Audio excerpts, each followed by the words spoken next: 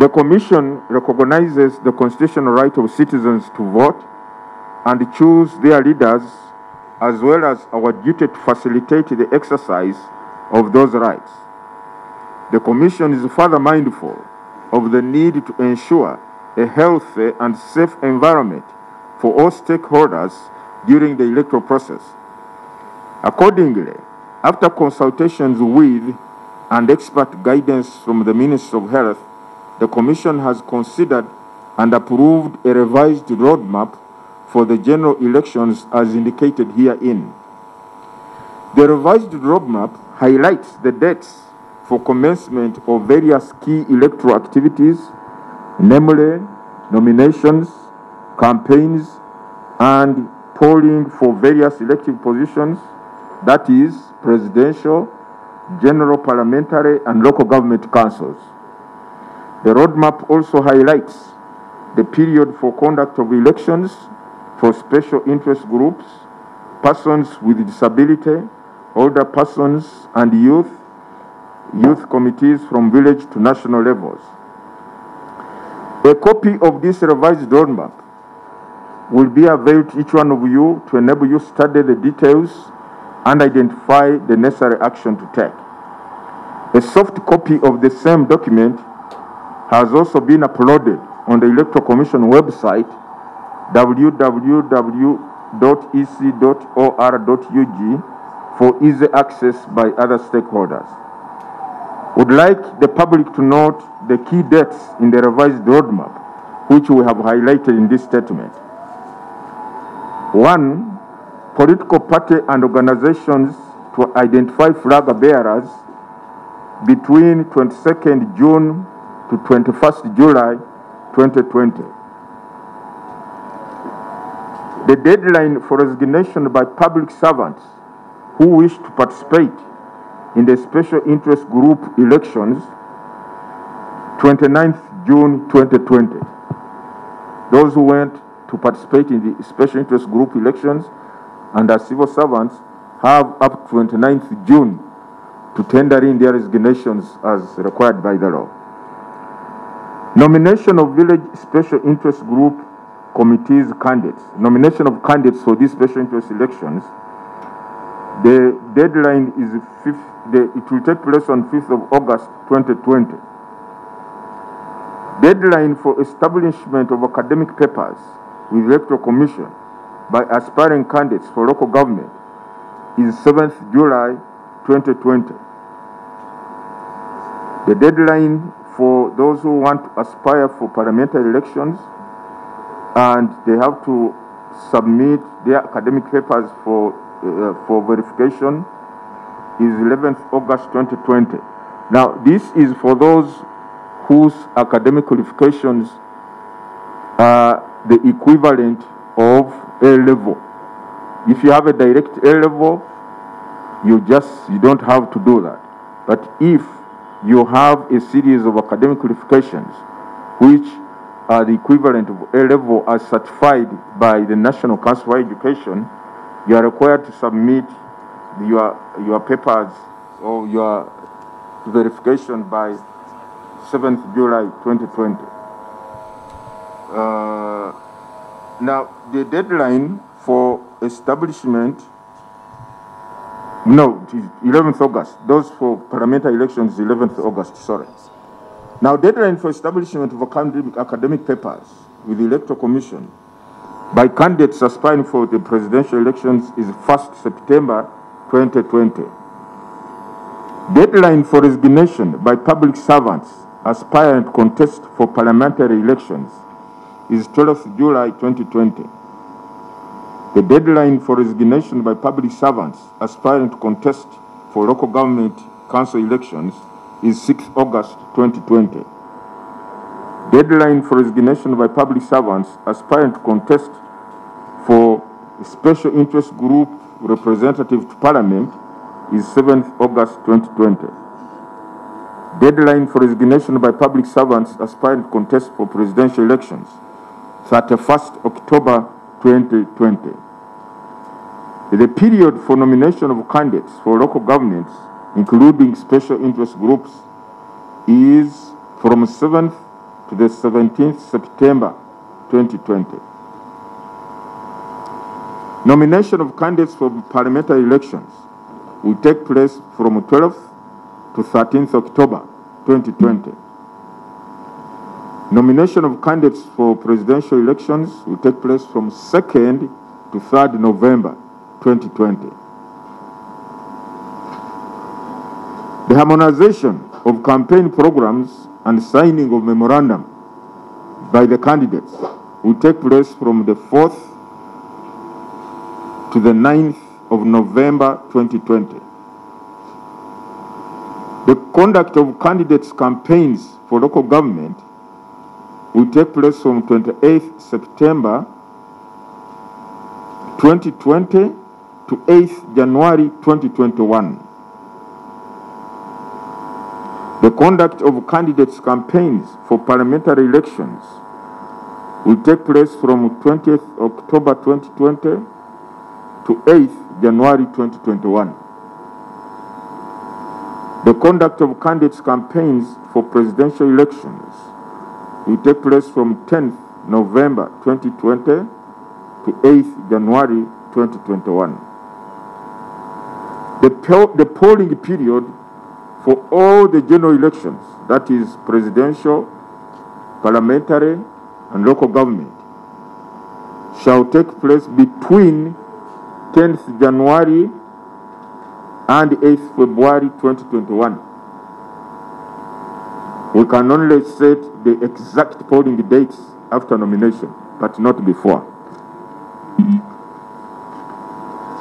A detailed roadmap can be obtained from the Electoral Commission website, which I cited earlier on, or the offices of political parties and organizations. The Commission wishes to assure our esteemed stakeholders that this roadmap has been revised after careful consideration of the operational requirements for the electoral activities and the legal framework governing the conduct of elections, however, under reduced time frames. The effect COVID has had on our electoral activities is that we have had to compact the activities so as to be in line with Article 61 of the Constitution. The Commission, given the COVID-19 pandemic and the health risks involved and the expectations during the electoral activities, the preparations and conduct of these elections,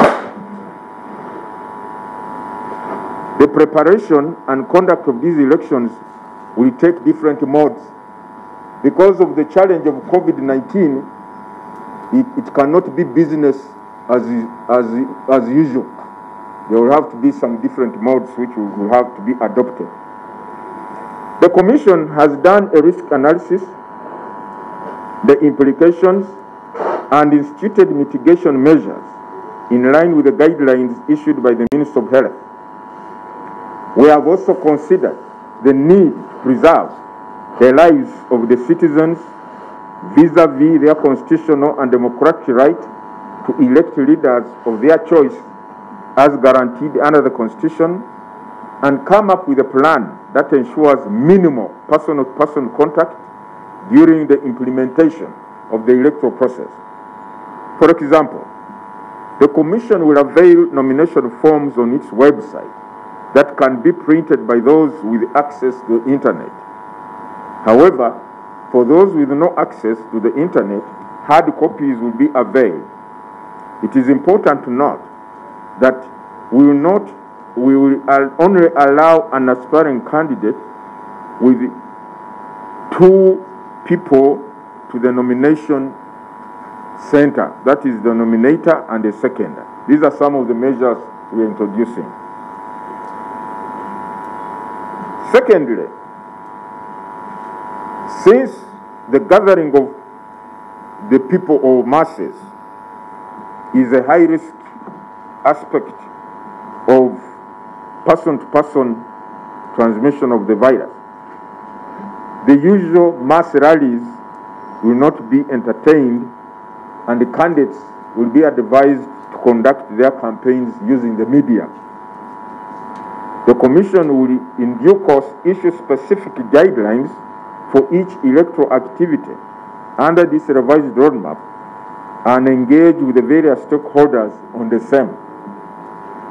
These will include detailed information on specific requirements for nomination as a candidate, access to nomination forms, nomination fees, and venues and conduct of campaigns and polling processes. Furthermore, the Commission, in consultation with the Ministry of Health, considered and adopted the Standard Operating Procedures or SOPs to facilitate safe participation by all stakeholders in the electoral process. These emphasize safe practices which have been customized to elections and electoral processes include practicing social distancing as we are doing here, wearing face masks in public, and regular washing of hands. The Commission calls upon all stakeholders in the electoral process to take note of the various activities that will be conducted under the revised roadmap, and especially the respective timelines so that they can participate accordingly. The Commission further appeals to political parties and organizations, as well as individuals aspiring to contest as independent candidates, to utilize the limited time provided in the revised roadmap and prepare to participate in the respective activities. More appeal goes to media owners to avail opportunities to all the candidates for fair coverage.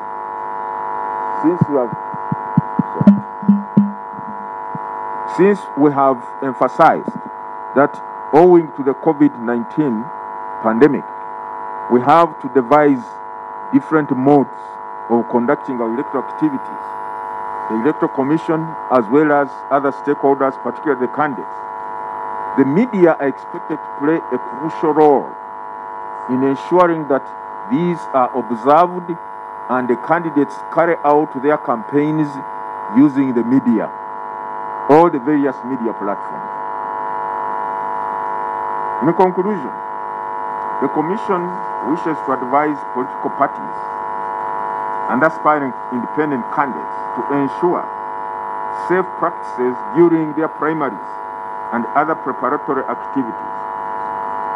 Candidates, their agents, and supporters are urged to strictly follow the guidelines on public meetings as issued by the Ministry of Health. The primary concern for the Commission and all of us, including the stakeholders, the political actors, is to ensure that Ugandans remain safe, healthy, and alive. Remember, dead bodies do not vote. As for the political parties, yes, let me begin from here. What is informing the Commission to come up with this revised roadmap in spite of the prevalence of the COVID pandemic? It is Article 61, Clause 2, which is unshaken. That article provides that elections shall take place, general elections for presidential, parliamentary, and local government positions shall take place in the last 122, in the first 30 days of the last 122 days of the term of office of the government. COVID or no COVID, that article is still paramount. And therefore, the time that we have remaining to the fulfillment of that article is what we have to do with or to operate within. In that regard, since COVID-19 was totally unforeseen by everybody across the world, we have had to deal with the challenges it has presented so as not to be in breach of the Constitution. The political parties are expected to recognize this and know that Article 61 is the commanding provision for all of us, the Electoral Commission, the stakeholders, and whatever we do, we must therefore act as expeditiously as possible to make sure that we uphold the sanctity and the requirement of this article. And therefore, political parties, in conducting their primaries or any other activity, they too are required to take cognizance of the special operating guidelines. Because, as I said, that in this task at hand, the primary concern for all of us, whether it is the Electoral Commission, whether it is political parties, whether it is executive, whether it is security, whether it is the media, is to preserve the lives of the people and prevent them from unnecessarily contracting this pandemic, this virus. So political parties are therefore expected to take into account the measures that have been put in place by government and the Ministry of Health to preserve the lives of the people. On the issue of the budget, yes, as you have pointed out, Canary, we have had challenges with our budget. The matter we have brought to the attention of the relevant authorities, and we have all the assurances that given the importance of this exercise, all the required funds will be availed so that we fulfill the, we execute the roadmap and execute our mandate under the Constitution. So on the budget, that's why we have had to come up with the revised roadmap on the basis of that assurance. Now, as I said, given the COVID challenges, we have had to introduce certain measures, but there are those which remain conventional. For instance, polling or voting. The current law provides that polling shall be by an individual voter having been duly identified as a registered voter, as the genuine voter, and coming in a person to a polling station. So polling is going to remain the traditional or conventional way of voting as we have been doing in the past. However, the Commission will have to put in place the standard operating procedures at every polling station to ensure that the lives of the voters are safeguarded. For instance, people have to come with masks. We shall put in place all these sanitizers and hand washing equipment and water and soap and so on and so forth. We shall observe social distancing at polling stations. The idea of having maybe 100 voters crammed next to one another will not be allowed. We shall, as I said, we shall be issuing the guidelines in due course in detail. But for now, that's what we as Commission envisage, that at a polling station, we have to observe, we must observe the SOPs. So that one we can manage. We can manage that one. Now, Halima, on the issue of consultations, as I said, the media is going to play a key role in this process of enabling those aspiring, enabling the nominated candidates to reach out to their voters. We intend to have a discussion with the Ministry of Information,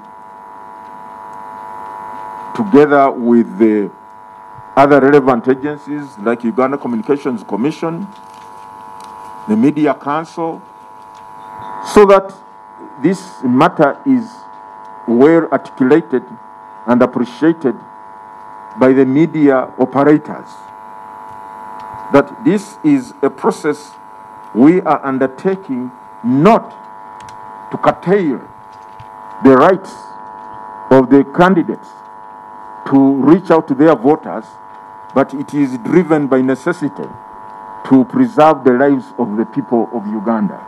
So the media, as you are gathered here, please take this message that you are to play a key role if the pandemic persists as it is now. So we want to appeal to the candidates, because some of our political actors have a tendency to be indisciplined at individual level. If you really want to lead the people and you care about their well-being, you should avoid those acts that will put their lives in danger by exposing them to the virus. So we want to appeal to the candidates, or to the aspiring candidates, and all stakeholders in the political parties and the other civic society organizations, that let us be mindful of the need to preserve the lives of the people of Uganda. Now, on political parties, how are they going to do? I think I've answered that one. How are they going to do the conference? As I say, in all these activities, whether a political party, whether Electoral Commission, the first question should be, is what I'm doing likely to endanger the lives of the people or not? If I have to do it, how do I do it at the same time preserve their lives? This is the primary. That's why for now we are introducing, we are proposing that these measures will have to apply so that the people remain safe and alive, free from this pandemic. The idea of postponing elections is not for the Commission to determine. I have said we are driven by Article 61, Clause 2, which has already set the benchmark or the timeline within which we must execute our mandate. That has not changed at all. And therefore, we are proceeding on the premise that the Constitution commands us, to hold these elections within a specific time frame. And therefore, in those circumstances, we must devise means amidst the challenge at hand of how to comply with that constitutional requirement. So the issue of postponing has not even occurred to us as a commission, because it is not within our mandate to consider that kind of option. Have you consulted all the stakeholders before you came up with this, say the political parties, the non-government organizations, even the citizens themselves? Have you consulted them to know that if the elections should go on or there should be postponement? Secondly, on the issue of COVID, in the case COVID maybe escalates more and more, will you still consider to consult Ugandans if the elections will be postponed, or you continue to put their lives at risk as order to hold the elections? Then still on that, in the case the COVID, maybe Uganda is declared COVID-free before the campaigns start, will you still amend the current laws you are putting in place now to hold elections through the media, maybe in order to allow the candidates to again organize the rallies? That's if the Uganda is declared COVID-free before maybe December or November.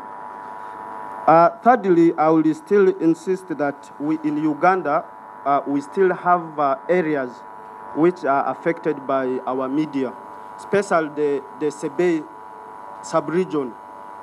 If you have ever gone there, you will realize most of that area uses radio stations from Kenya. They listen to radio stations from Kenya, Even Rakai here, especially the Chotera area, you will find most radio stations there are from Tanzania.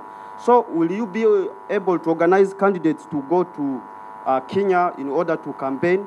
Because those areas, our media here is not there. Thank you so much.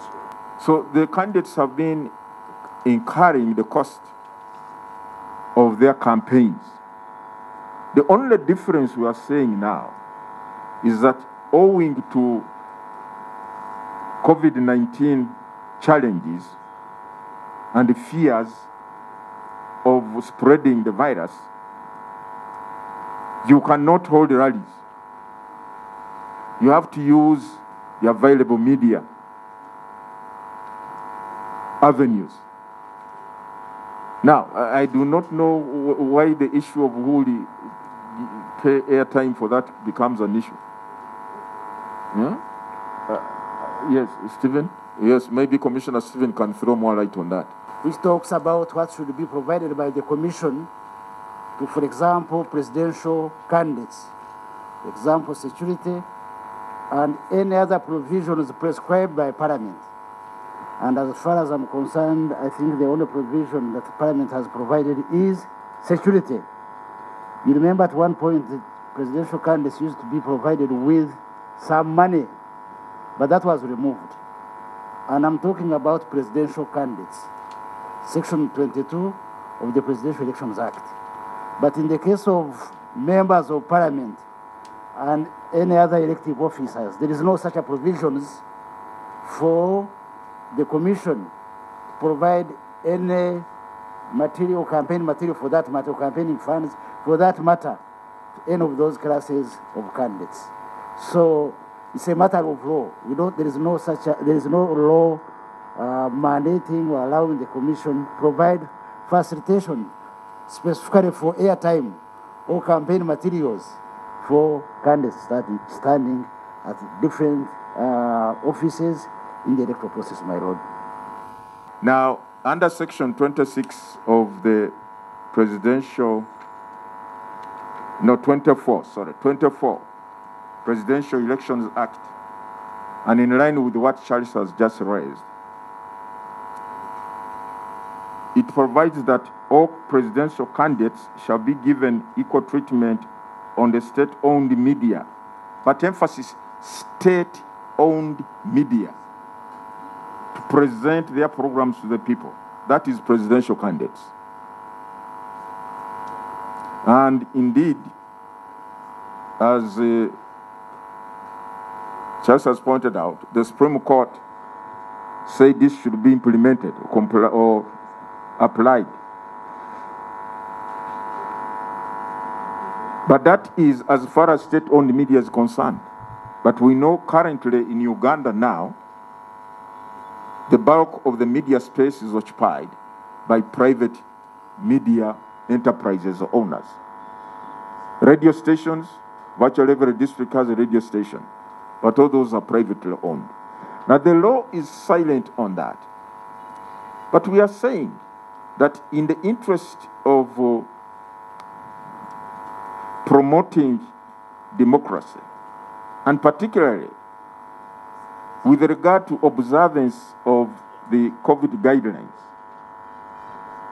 the candidates should use or utilize the media channels to propagate their programs and their message to the people. There is a need for us to engage with the media houses through the Ministry of Information, Media Council, and any other relevant body, so that all the candidates are given an opportunity, because these private media houses, they are in business. So I think there is a need for them to engage with the candidates at an agreed cost, and then they be allowed to go and articulate their views, and so on and so forth.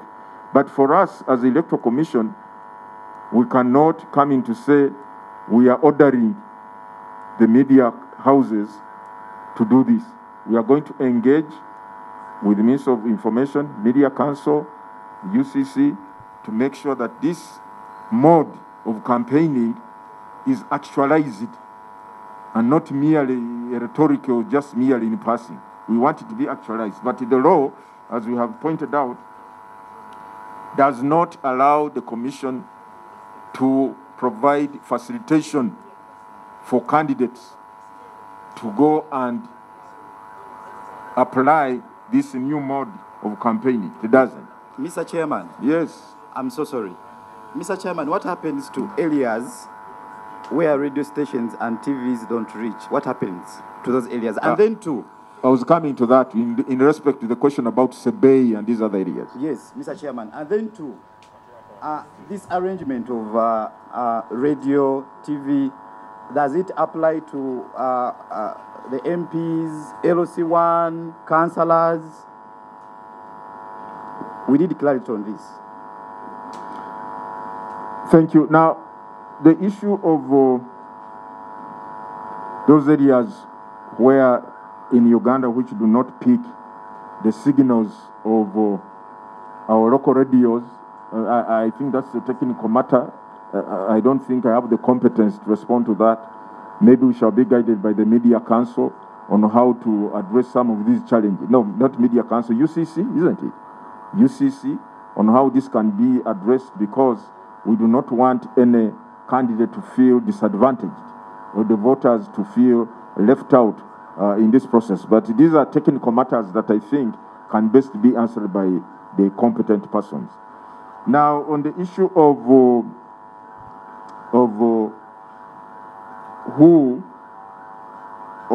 which candidates, we are saying that all campaigns have to be conducted in that manner. Because you see, if you do it any other way, as I say, the problem of indiscipline on part of some of our political actors is always prevalent. So the safest way is to say no gatherings. Conduct. We were the other day, I think, talking to the Minister of Information. We were wondering, is it possible to allow this Bizindaro to operate? You know the Bizindaro? In these villages, trading centers. So we are saying, since we are devising strategies of circumventing the gathering of people, how about allowing the Bizindaro in the villages? And I think the Minister of Information said they are going to look into those aspects. And since today is just the relaunch, as I said earlier on, we shall come up with comprehensive guidelines in due course, give them to the media so that you can disseminate them to the people. Now, on the issue of our budget, definitely now that we have taken into account the COVID guidelines and measures, our budget has changed. When we were drawing our budget in the first instance, nobody knew COVID would become a factor. But now that it has, and we are talking of if there is persistence of the problem up to polling day, every polling station will have to have all these measures of hand washing, sanitizers, blah blah, and so on and so forth. So that it comes with an extra cost, and I think we are looking at the cost is in the range of about 50 billion or something. 50 billion. Remember, we have 34,400 polling stations for 2021. Remember, each polling station has a minimum of 5 polling officials, 5 or 6 polling officials. Each one of those must have a mask. So when you look at all these factors, therefore, definitely it has budget implications, so that in order for us to observe all these guidelines. Yes, monitor. What is available right now? Maybe I'll ask the Secretary to respond to that question. As you know, our budgeting has been, for general elections, has been phased. It has always been phased. The phase that we are left with was this financial year that we are going to start. And in the budget, even before COVID, 465 billion had been provided, and it is in the budget. What wasn't, and what we have asked for as supplementary funding, is 160 billion, which wasn't provided this financial year, but which was promised to be availed as supplementary funding. As Chairman has indicated, we think that if we had to provide for all the essentials to make sure that people go to campaigns, come for nominations, come to vote, and their temperature is taken, and their hands are washed, and they are sanitized so that as they enter the polling station, they are clean.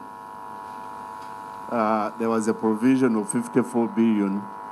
Our budget currently is about 54.69 billion to take care of all those requirements. We are beginning discussions with the Ministry of Finance. We believe that if this is provided, elections as we see them should take place. I thank you.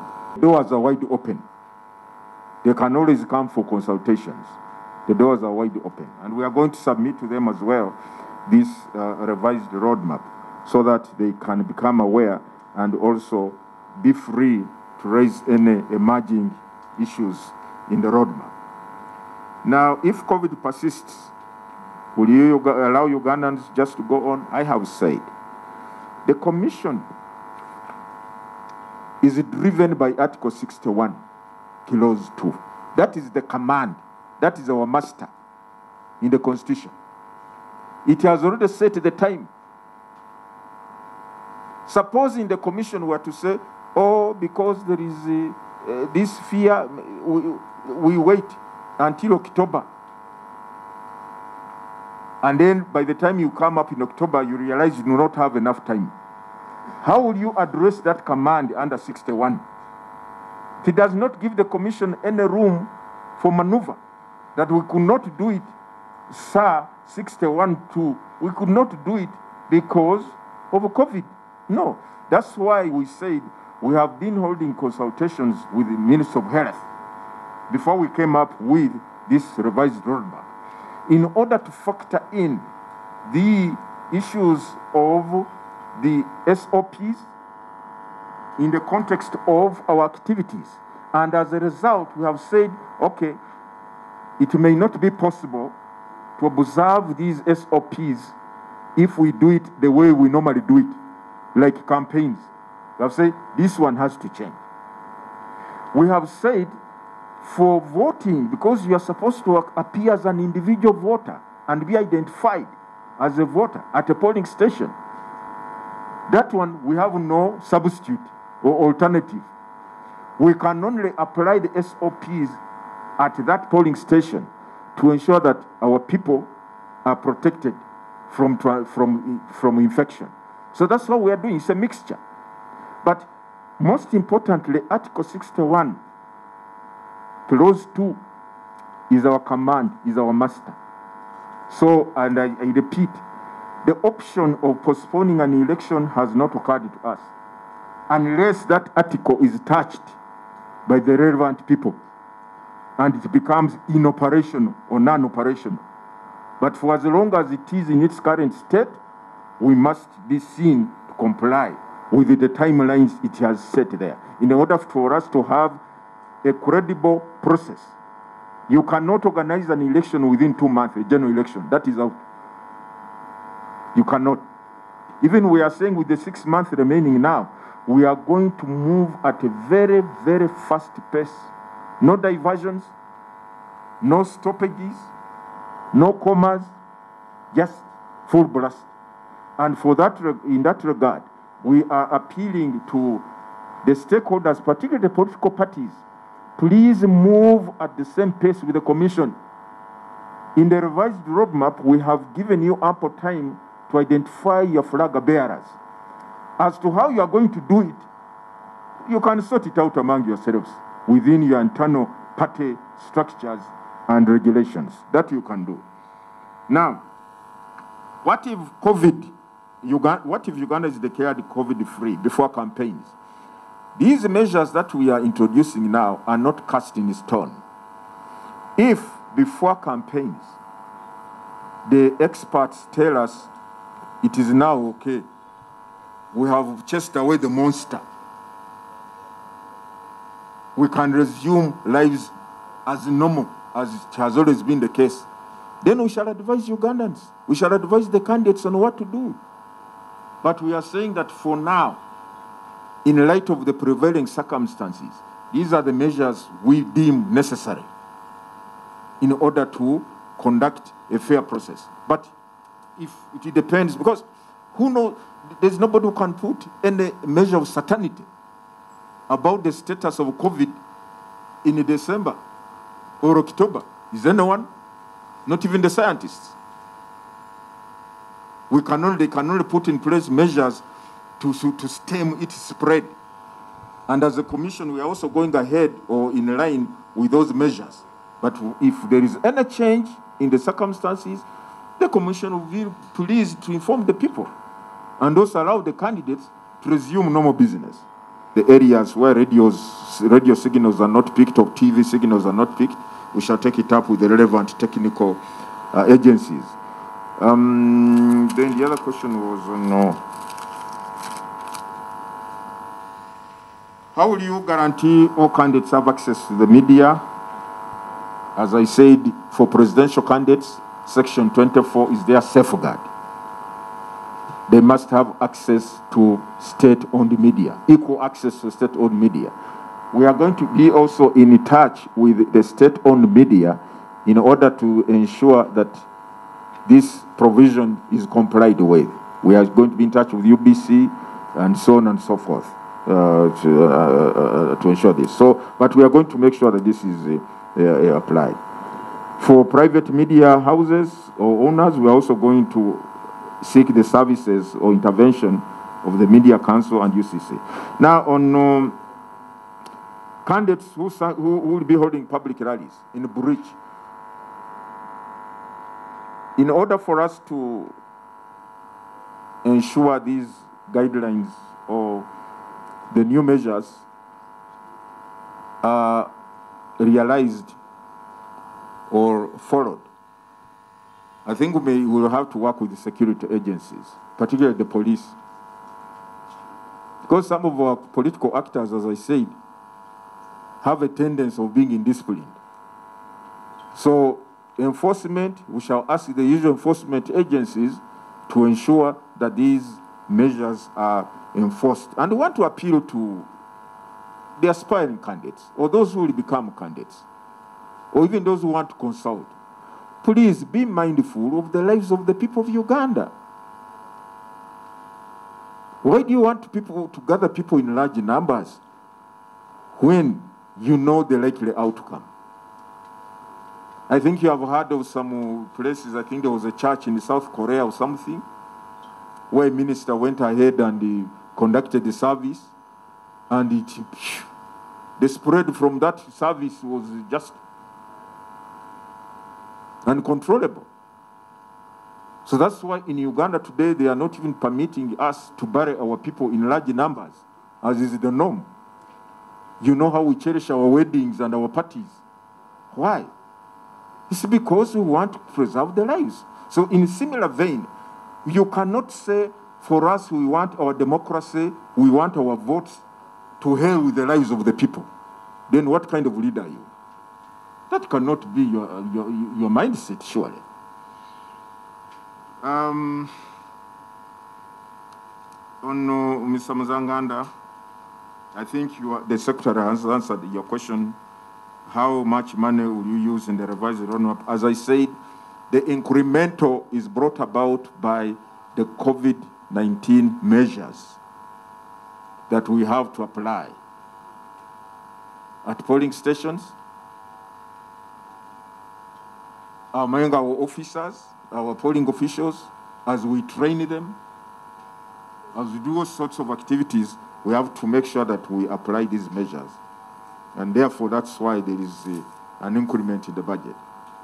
Subject to the Constitution and this Act, the Commission may determine the manner and the period during which campaigns shall take place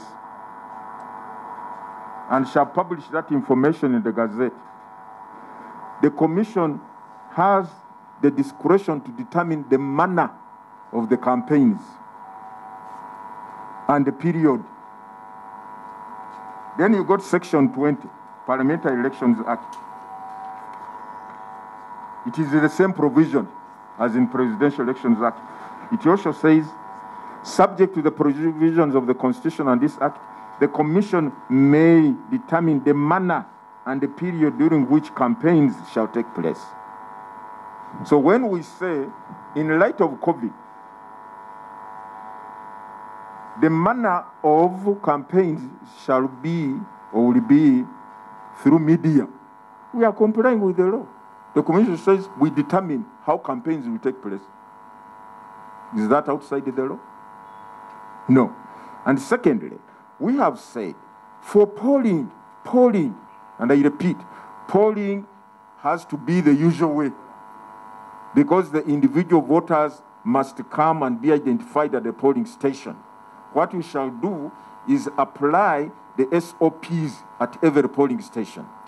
For example, I'm just giving an example or an illustration.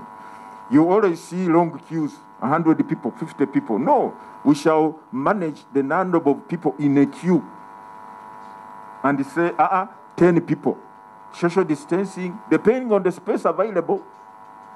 Social distancing, we cannot allow 10 people. The rest, you wait.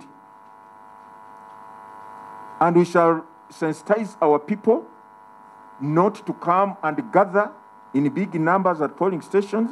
Remember, polling starts from 7 to 4 p.m. But our people have a tendency at times of coming in big numbers towards the end.